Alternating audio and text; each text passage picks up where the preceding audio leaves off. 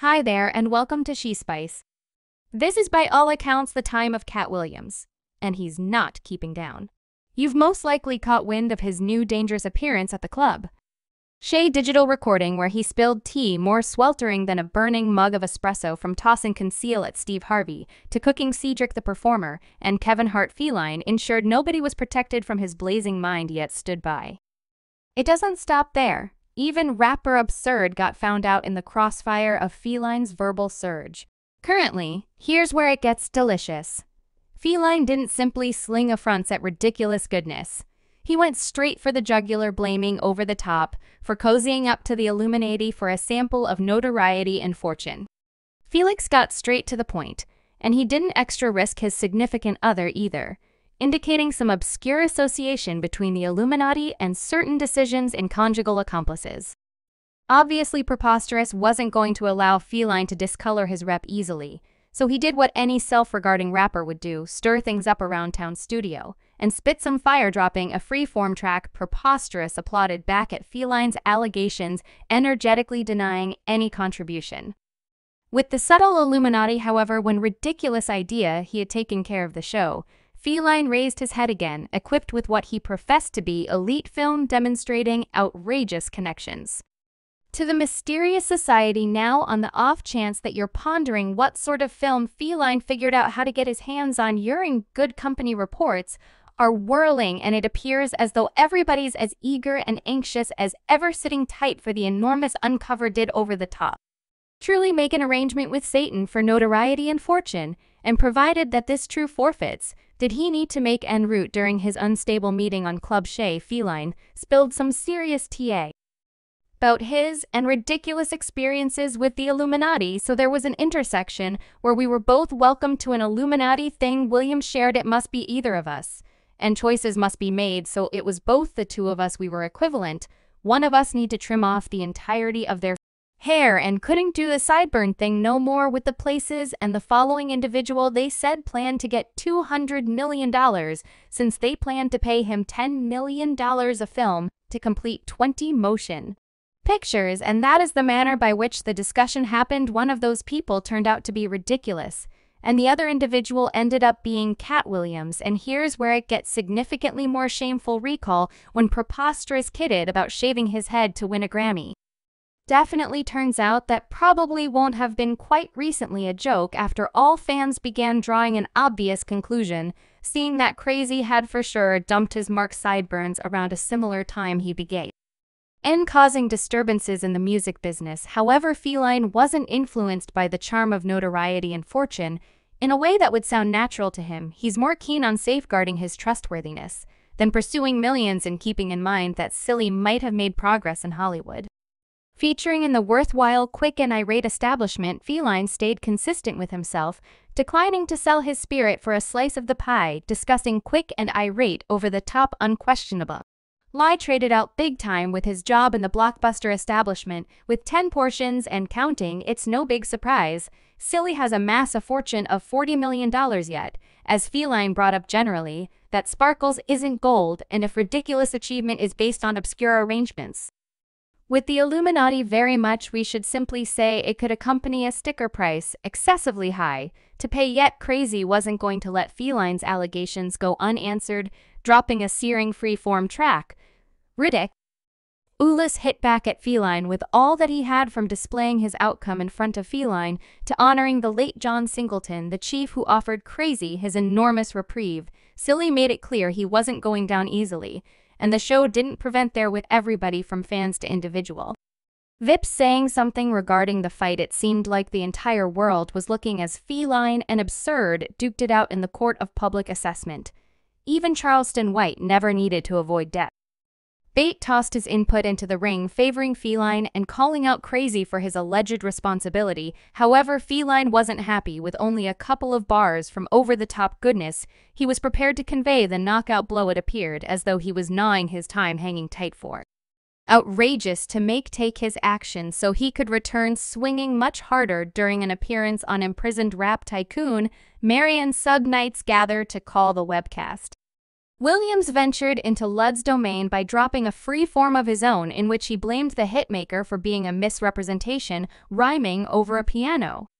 Loaded instrumental Williams takes a couple verbal hits at Luda, referring to his 2004 single #1 spot, while guaranteeing that he's the seriously threatening figure of the two. "I'm coming for your main spot. One of us is an executioner, and the other one isn't one of us the pragmatist, and the other one is a misrepresentation," the comedic entertainer said of the rapper turned entertainer. He kept adding goodness. "Chris, I wish it never arrived at this cut and you pissed rapper free.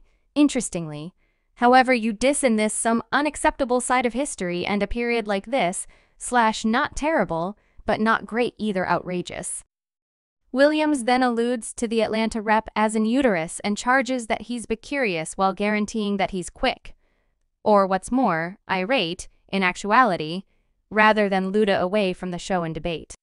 Crazy has consistently introduced himself as a committed family man.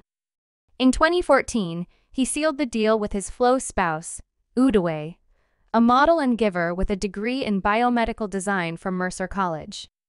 Together, they share a pledge to reward their local area, with Udai driving a charitable association devoted to supporting casualties of DV and SA anyway.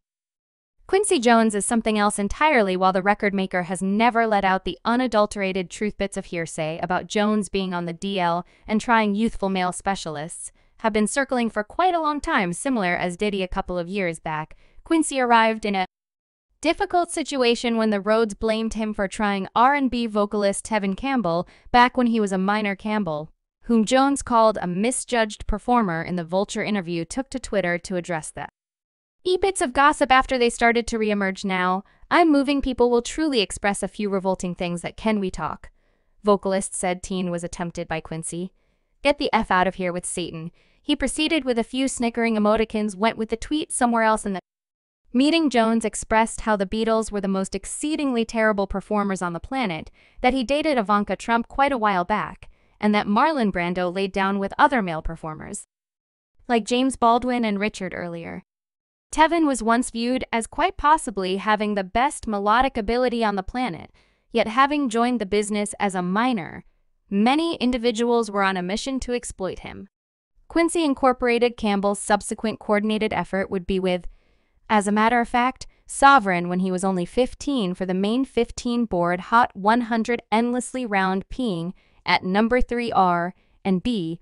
By 18, there were simply 3 voices permitted to vamp out in both ad-libs and in keys higher than every other person on 1994's People of Color joined Soul Good Cause single, You All Know, was composed by D'Angelo, and they were Stokely Williams, Brian McKnight, and an 18-year-old Tevin Campbell on a melody that included everybody from Usher and Gerald Levert to El DeBarge and Lenny Kravitz.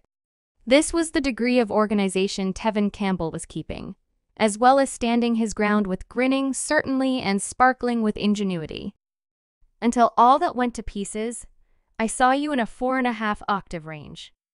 Campbell was frequently alluded to as the male Whitney Houston of his day by the individuals who firmly concentrated on vocal procedure.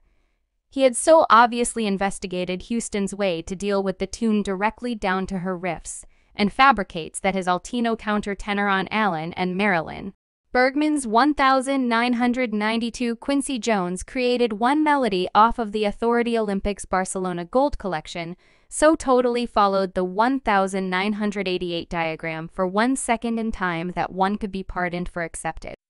And the tune was Whitney. She would proceed to perform it live over and over for presidents and in show from there on. Campbell would be called to Kill Whitney style again at age 20 on the 1996 Olympic collection for the unimaginable dream of the 5 Grammy selections he'd got before his 20th birthday celebration. Campbell lost to any semblance of Luther Vandross, Aljo Beam, Charles Endearing Face, and Pinnacle Kid, the subsequent men. That is the degree of creative contest he was viewed as in the organization of in 1991, 1993, and 1995 separately, in as well as selling north of 3 million collections during this run.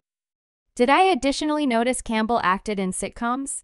Further, cop shows close by such gifts as Will Smith and Cognac.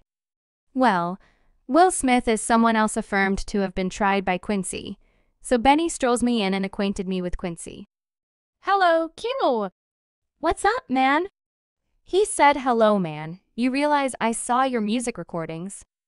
I love what you're doing. I love what you're doing. Let me know your rap name once more. On the off chance that you are new to this, permit me to update you. Quincy Campbell and Will Smith were completely engaged, with a chain rotating around the incredible music maker. A couple of months prior, commended entertainer Will Smith uncovered that he deceived Quincy Jones about having the option to act to get the new ruler of Bel-Air. The NBC sitcom ran for 6 seasons from 1990 to 1996, giving the important lift Smith expected to get his movie profession going with its silly interpretation of the lost soul figure of speech and its consolidation of certifiable occasions occurring inside America. Around then. Subscribe She Spice for more videos.